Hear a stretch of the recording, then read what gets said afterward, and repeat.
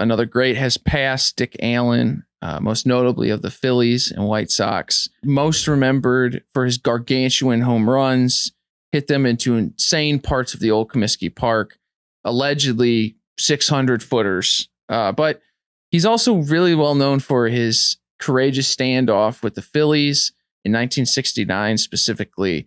Hostile ownership, angry over a missed doubleheader that he forgot when it started. They began feeding racist sentiments in the media, in the fan base, donating the fines that they levied on him to Frank Rizzo's police fund.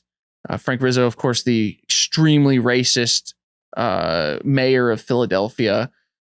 His trade to St. Louis after these incidents kickstarted the free agency movement as Curt Flood refused to play for the Phillies after seeing the treatment that Dick Allen went through, and it began the process of bringing free agency to baseball with Marvin Miller.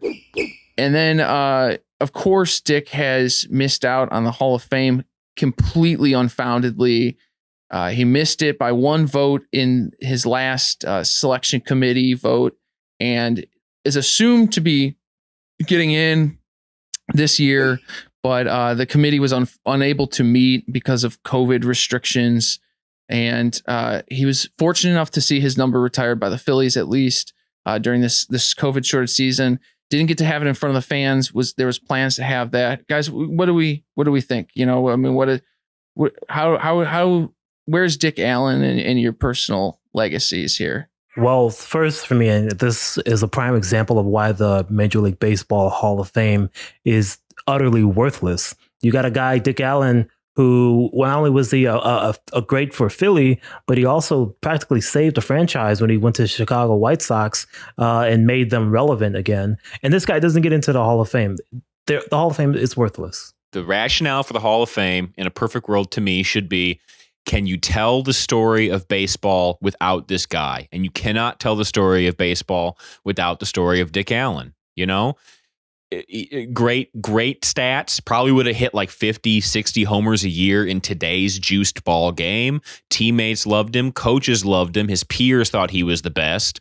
And the Baseball Writers of America didn't have the decency to vote him in before he died because they're the crustiest, stupidest dipshits alive. And not only that too, but he would have been amazing in today's era of baseball, but also he would have been even better at the time that he played if he didn't have to deal with rampant racism in his day-to-day life on the field. I mean, the guy wore a fucking helmet in the field because they would throw so much shit at him.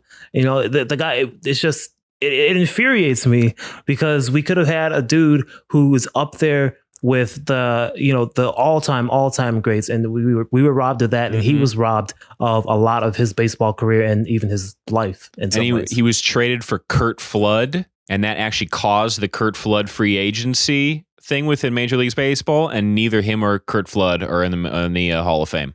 As a White Sox fan, I've heard a lot of stories this week about people saying that their dads were White Sox fans because of Dick Allen. And so, I mean, he means a lot to a lot of people, and he will be missed. And it was very unfair how he was treated most of his life. So yeah, rest in power, man. Mm-hmm. Yeah.